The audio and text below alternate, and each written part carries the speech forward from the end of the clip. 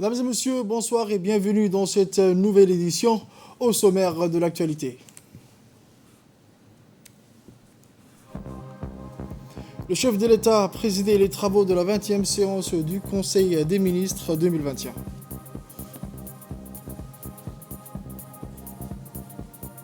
Sur la scène internationale, aux États-Unis, Omicron largement majoritaire.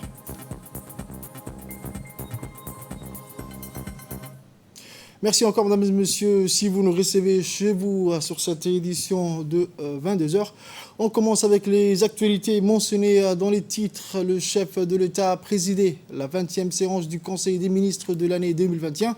En ce jour de 21 décembre 2021, 5 questions étaient approuvées. Les détails dans cette vidéo avec le ministre de la Justice et des Affaires pénitentiaires chargé des droits de l'homme et le porte-parole du gouvernement en par intérim, M. Ali Hassan Bahdol. Sous la présidence de son Excellence M. Ismaël Omar Guelleh, président de la République, chef du gouvernement, a eu lieu ce mardi 21 décembre 2021 la 20e séance du Conseil des ministres. Ont été examinés et approuvés les textes suivants. Ministère de la Justice et des Affaires pénitentiaires chargé des droits de l'homme. Projet d'arrêté portant une composition des membres du Conseil d'administration de l'École nationale d'études judiciaires. Le présent projet d'arrêté a pour objet la nomination des membres du conseil d'administration de l'École nationale d'études judiciaires, conformément aux dispositions de la loi n° 80, 8e législature, qui porte création de l'École nationale d'études judiciaires. La nomination des membres du conseil d'administration vient compléter le cadre juridique de l'ENEJ pour lui assurer une bonne gouvernance administrative.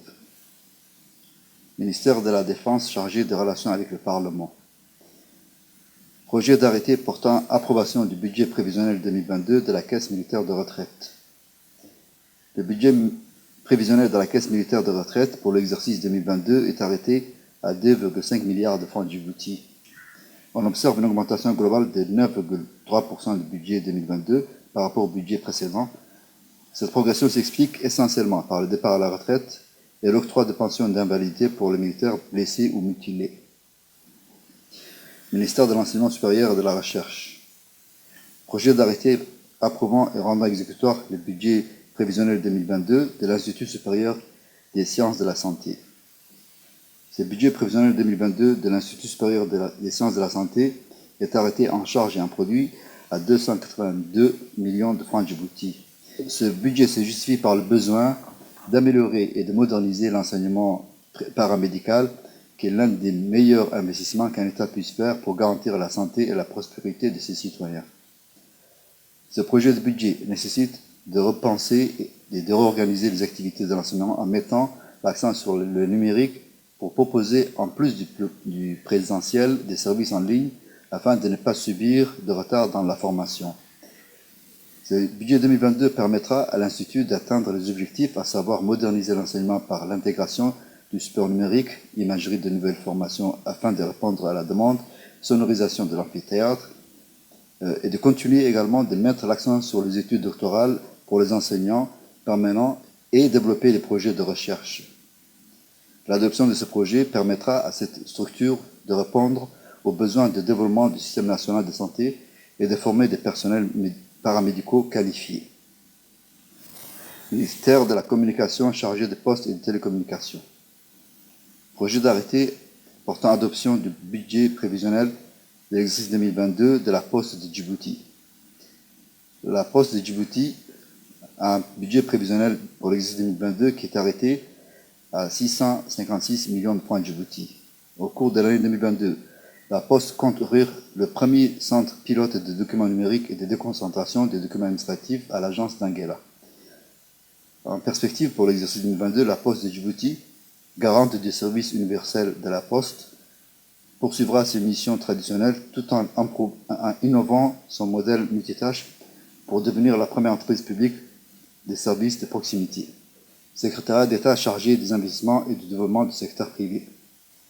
Projet d'arrêté portant approbation et rendant exécutoire le budget prévisionnel 2022 de l'Agence nationale pour la promotion des investissements. Le budget prévisionnel de l'Agence nationale pour la promotion des investissements pour l'exercice 2022 est arrêté en charge et en produit à 198 millions de francs djibouti.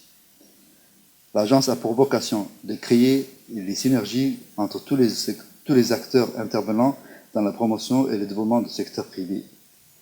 Au cours de ces dernières années, l'agence a enregistré des résultats probants dans l'exécution de ses missions institutionnelles. Elle a initié avec les ministères partenaires un vaste programme de réforme de l'environnement des affaires qui a valu à notre pays de figurer parmi les économies les plus performantes du monde. En 2022, l'agence poursuit les objectifs assignés en vue de mener une stratégie de promotion et de développement des investissements proactifs et de créer également un environnement propice qui va permettre à l'Agence nationale de promotion des investissements de produire des recettes qui constitueront de nouvelles ressources de financement. En fin de séance, le ministre de la Justice et des Affaires pénitentiaires chargé des droits de l'homme et le porte-parole du gouvernement par intérim a fait une communication sur la participation du chef de l'État, son Excellence M. Ismaël Omar Guelleh, au 3e sommet du partenariat Turquie-Afrique qui a eu lieu en Turquie du 18 au 19 décembre 2021. On visionne cette deuxième partie.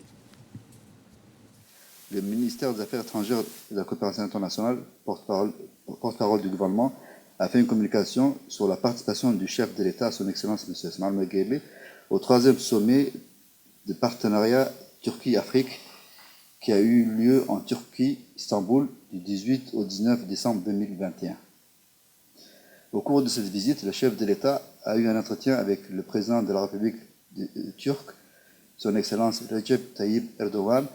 Lors de cet entretien, il a été question du renforcement de la coopération bilatérale, notamment la formation dans les universités turques, un projet d'aquaculture et le projet de construction d'hôpital pédiatrique. Ce 3e sommet, qui avait pour thème « Partenariat renforcé pour un développement et une prospérité mutuelle », a ouvert une nouvelle ère de coopération pour un partenariat gagnant-gagnant entre la Turquie et les pays africains.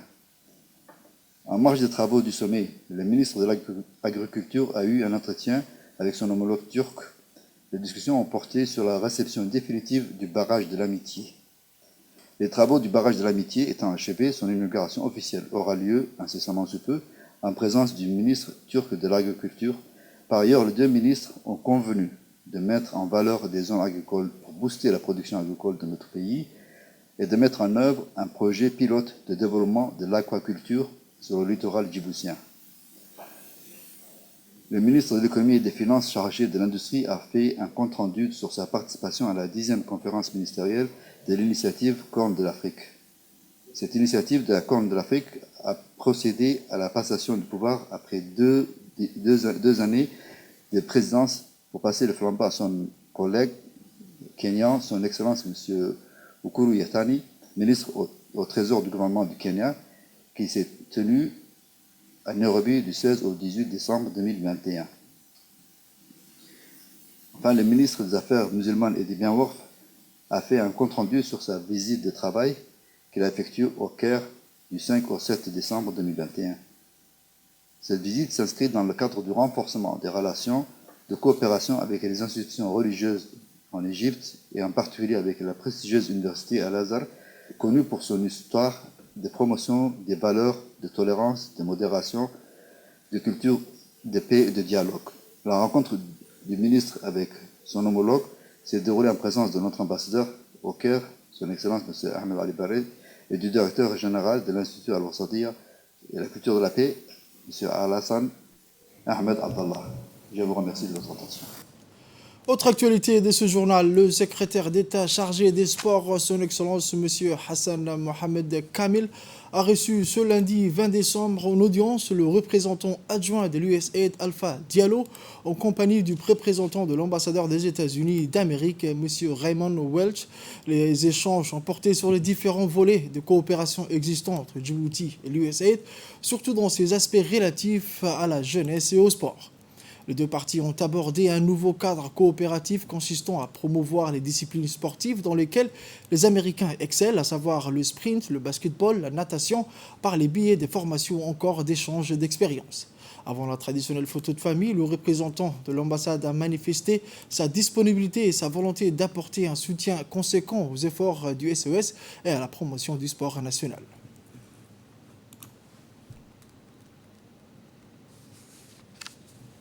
Actualité nationale, un protocole d'accord a été conclu entre la mairie de Djibouti et la CAC International Bank.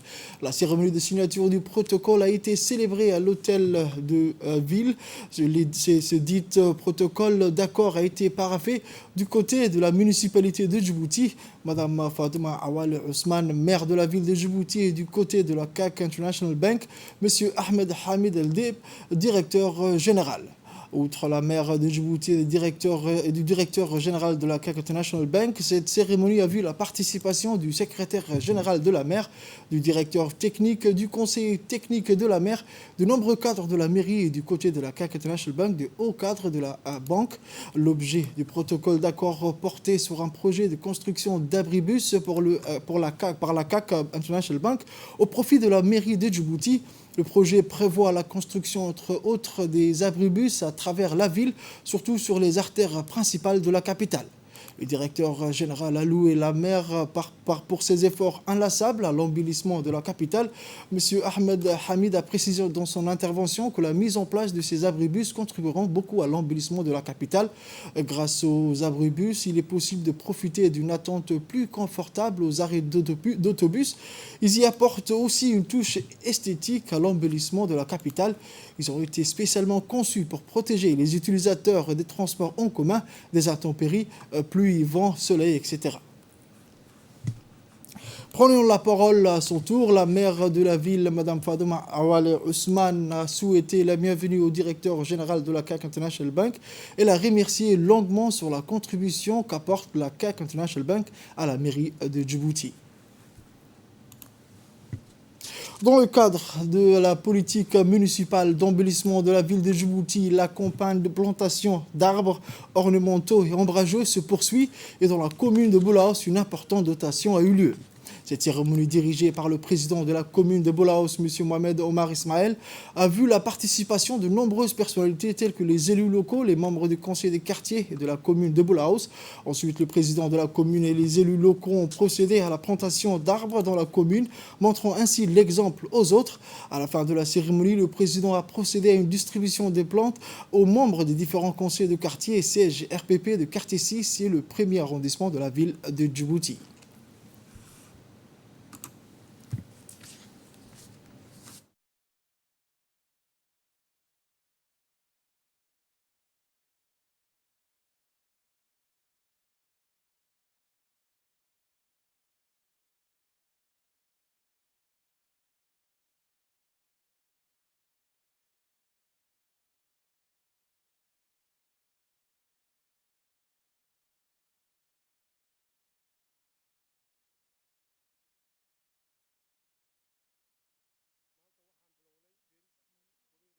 Voir de près le fonctionnement de l'audiovisuel, c'était l'objectif d'une visite guidée organisée hier après-midi au sein de la RTD au profit d'une trentaine d'élèves du lycée d'État de Djibouti. Cette visite guidée s'inscrit dans le cadre de la semaine de la presse organisée par l'UPF en collaboration avec le MENFOP, avec le concours de l'UNICEF. Ainsi, pour la première fois, ces lycéens ont pu être en contact avec les professionnels de ce métier. Journalistes et techniciens les ont accueillis d'abord au centre de diffusion des différentes chaînes de la RTD, la TNT, et dans les locaux studios d'enregistrement des programmes et émissions. Les élèves n'ont pas manqué de profiter de l'occasion pour s'essayer dans son nouveau décor qu'ils viennent de découvrir en prenant notamment la place de nos animateurs.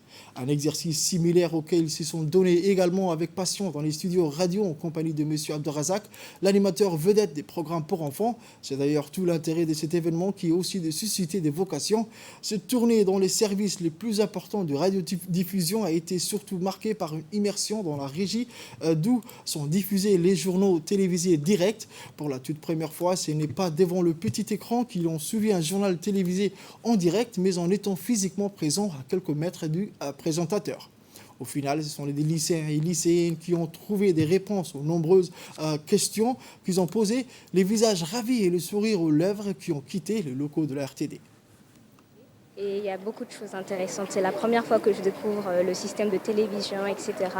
Et c'était vraiment très intéressant. C'est la radiodiffusion. C'était très, très intéressant. C'était juste magnifique.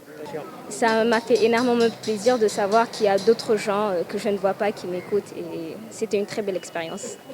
C'est la première fois que je viens ici et disons que j'ai beaucoup appris, on va dire.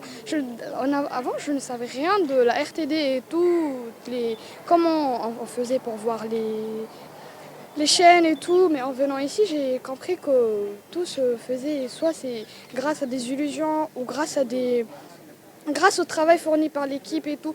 Je vois très bien que tout le monde, Sacha travaille avec beaucoup d'efforts. Disons qu'on ne peut pas dire que c'est une équipe qui se relâche et tout. Et disons que c'est vraiment incroyable tout ce que j'ai compris. C'est vraiment intéressant de venir ici et je vous conseille vraiment de venir et de visiter, on va dire.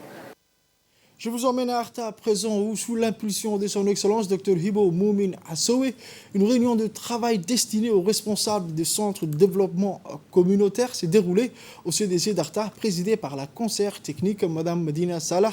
Cette importante réunion a vu la présence de la conseillère technique Mme Asli, des directrices Mme Rukia Hassan, Mme Kaltoum Ege et de Mme Fadouma Abdi, ainsi que l'ensemble des chefs des CDC de la capitale et des régions de l'intérieur. L'objectif de cette réunion inédite était d'offrir à ces responsables un cadre de travail différent et chaleureux, conformément à la politique de déconcentration des services publics prônée par le chef de l'État, son Excellence M. Ismaël Marguelé, mais aussi de permettre le renforcement d'équipes ou team building des participants, stratégie impulsée par la ministre de la Jeunesse et de la Culture. Durant cette réunion, plusieurs points liés au bon fonctionnement des CDC ont été abordés, ainsi que les voies et moyens d'insuffler une dynamique plus structurée à ces centres vitrines du ministère.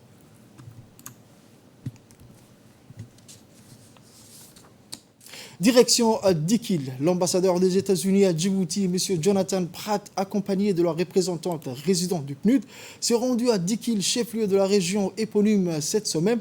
Ils ont été accueillis par le préfet de la région, M. Aden Darar Moussa, et le président du conseil régional, M. Abdrahman Younis Aré, dans le salon du préfet. L'ambassadeur et les responsables de la région ont pu discuter de l'excellente relation amicale qui lie les deux pays et se sont réjouis du partenariat qui constitue.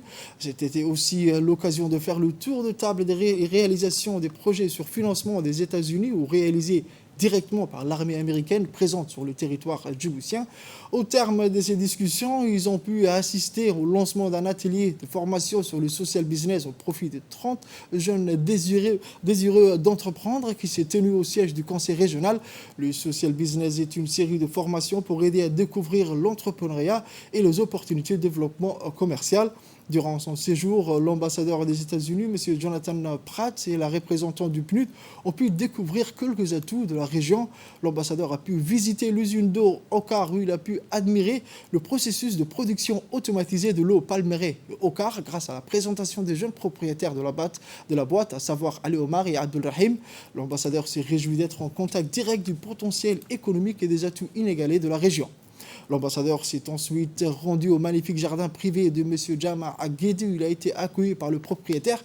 C'était l'occasion pour le propriétaire de présenter son jardin et d'offrir un délicieux goûter concocté parmi les produits cultivés dans sa ferme à toute la délégation.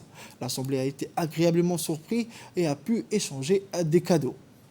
Toujours Arta Sport à présent, sous l'égide du secrétariat d'État chargé des sports, l'association EJICO, en partenariat avec la préfecture et le conseil régional de Dikil, a organisé ce samedi 18 décembre la première édition de 10 km Midniman à Dikil.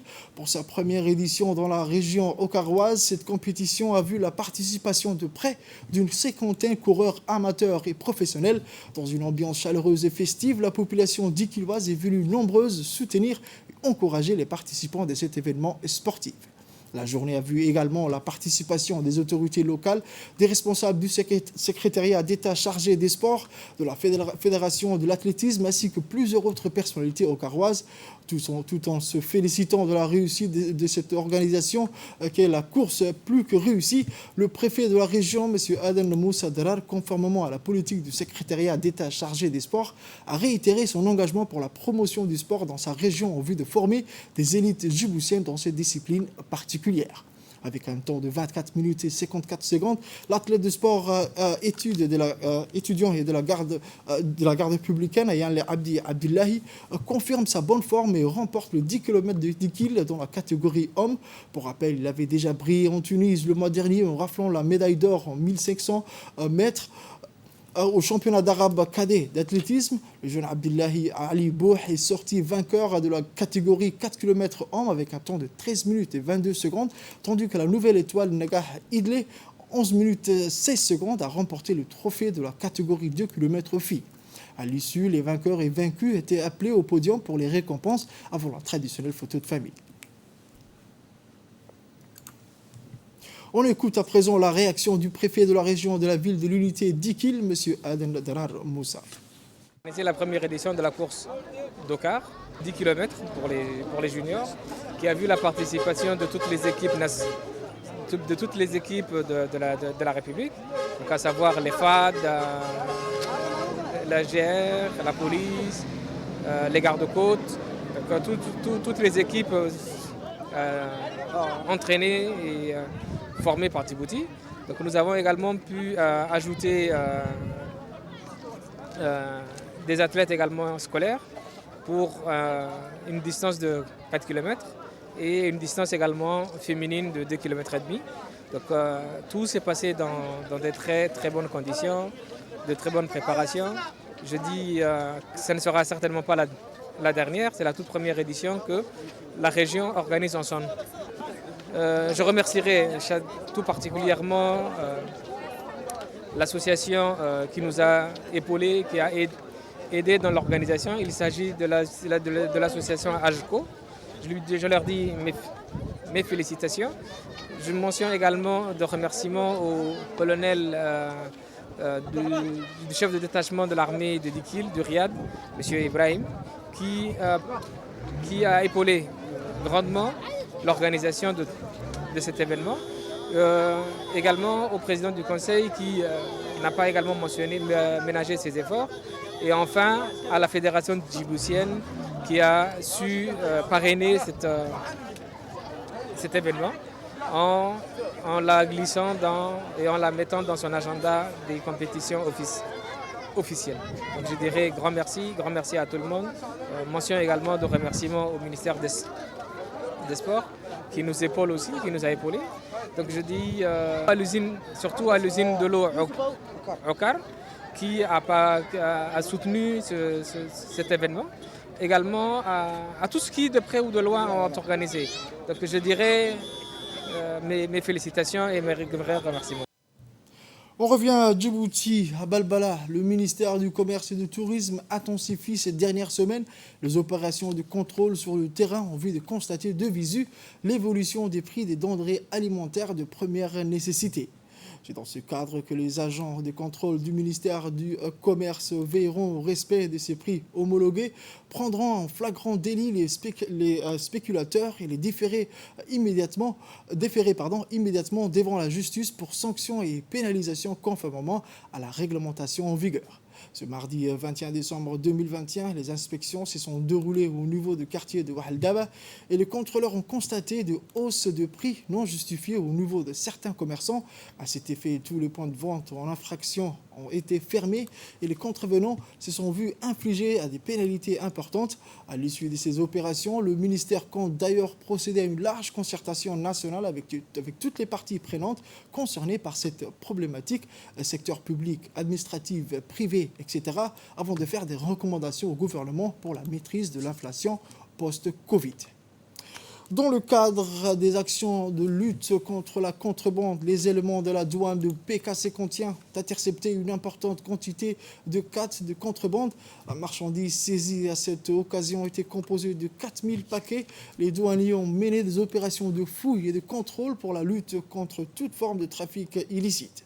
Selon la procédure standard en vigueur, cette quantité a été détruite sur place en présence du chef de la brigade de la douane du PK51. Rappelons que la contrebande est un fléau qui nuit à l'économie de notre pays. Il incombe donc à chaque citoyen de mener de son côté une lutte acharnée pour mettre fin à ce commerce illicite.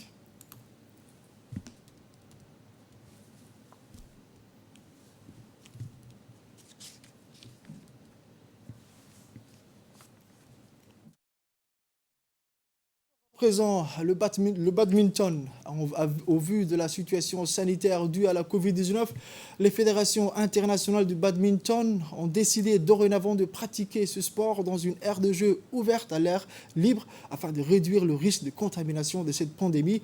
C'est dans cette optique que la Fédération djiboutienne du badminton a décidé et ordonné que ce jeu sera pratiqué sur la pelouse mais aussi sur la plage. Par ailleurs, la Fédération nationale de badminton a lancé la semaine dernière le lancement du Air Badminton dans la commune de Boulahaus. Cette rencontre a réuni tous les membres de la fédération ainsi que des jeunes participants issus des différents quartiers de la capitale. Jeunes filles et garçons ont tous répondu présents à ce lancement qui s'est déroulé dans de bonnes conditions. Les jeunes étaient entourés des entraîneurs qui les ont assistés et montré comment se pratique ce sport. Rappelons que ce nouveau lancement se conforme avec la politique santé de notre gouvernement qui lutte jour et nuit à l'éradication de ce fléau. Enfin, la Fédération djiboutienne du badminton a rendu un vibrant hommage et un remerciement à leurs partenaires, à savoir le secrétariat d'État chargé des sports, le Comité national olympique et le sportif djiboutien. Découvrir cette discipline, qui peuvent découvrir aussi les volants qui est différent du volant qu'on joue en extérieur, ainsi que le terrain qui est beaucoup plus grand. Et donc on espère que le badminton ainsi que le air badminton va pouvoir se développer. Avec la fédération, Inch'Allah, on a prévu de faire d'autres journées portes ouvertes où on va faire découvrir aux Djiboutiens cette pratique et ce sport. Donc on fera les tournées dans les régions et dans tous les différents établissements de la capitale.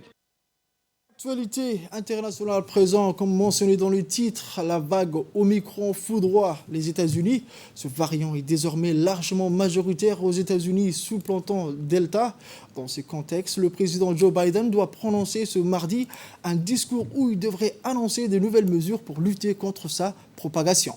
Omicron a ainsi représenté 73,2% de nouvelles infections au Covid-19 aux États-Unis lors de la semaine qui s'est achevée le 18 décembre, selon des données des autorités sanitaires américaines diffusées lundi soir. La semaine précédente, ce chiffre n'était que 12,6%. Rochelle Walensky, la directrice du CDC, a déclaré que ces données reflètent la croissance qui a été observée dans d'autres pays. Ces chiffres sont frappants, mais ils ne sont pas surprenants, a-t-elle ajouté.